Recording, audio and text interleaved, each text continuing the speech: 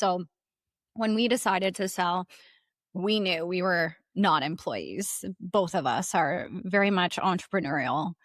Meaning that you weren't going to sell the company and work for whoever bought you for a period of time. We just knew that wouldn't work for us. We said, like, we want this to be a clean exit. We want to make sure our people are well taken care of and their jobs are guaranteed. But for us, like, it is time to move on. Like, the reason why we're selling is because we've taken this business as far as we can take it on our own.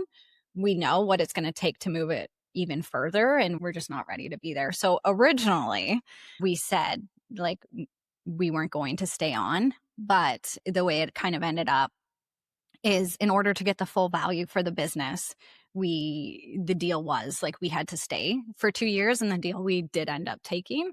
And looking back, I'm still not sure how that happened. It was because we wanted to get the full value for the business. It was either half or this full amount if we stayed on for 2 years. And we thought 2 years will go by pretty quickly. And at the start, I was excited. I was like, I get to see what it is going to take. This is going to be a cool learning experience, because I was at the end of what I knew how to do with it.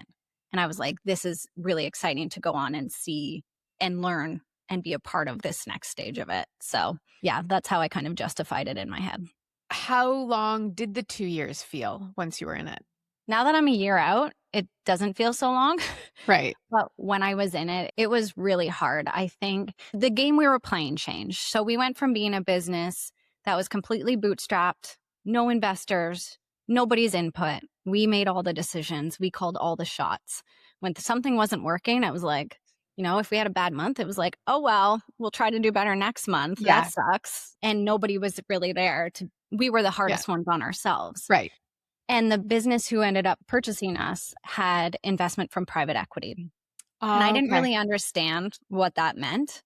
And I wish I would have taken a bit more time to understand that game and what playing that game means, because it was night and day from the Yeah. game we were playing. And it was very difficult to go from being bootstrap, owning 100% of our company, to operating within a bigger company that had targets and quarters, Did all you these things. have metrics that you needed to hit in those 2 years to get the full payout? The first year, yes, we had a number that we had to hit in order to get our first earnout. And then the second earnout came at the end of 2 years, but there was no target tied. So we had to perform that Right. first year. And that was really stressful. Did you hit it? We didn't end up hitting it, but we ended up kind of making another deal around it, because what happened is the other business needed my attention more. So I was kind of pulled away from working on our business and growing it and more into the bigger picture of things. My husband, Josh, he was a client of both. He loved that clean life. It made his life so much easier. Mm. And he was a client of the acquirer. But from the outside, we were like, wow, this is amazing. Like, two amazing Canadian companies coming together. Like, it just made so much sense. Yeah. So you're a year out now. Do you have any relationship with them? No. Nope.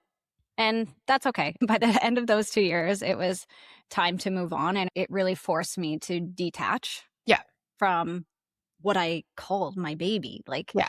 we spent so many years building that product, and it becomes a part of you. Yeah. And I had to do a lot of work to detach from that being a part of me. And, at the end of the day, it's a product. It's not Yes. a living thing, even though it felt like it at the time as we were building it. Yeah. But yeah, I had to kind of like disassociate. I think when you're building a small business and you're putting 95% of your waking energy and thoughts into that business, it becomes a living entity in a lot of ways. Like, it inhales, it exhales, it serves people.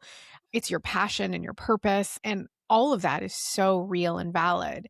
I know I had a challenge walking away from something that didn't even end up in someone else's hands. Mm-hmm. It's still Yeah. like this living entity. It's like in the cupboard that I could open the cupboard and pull it out any point. But there is a detachment you need to make from that identity of who you were, who wanted it and wanted to build and create it.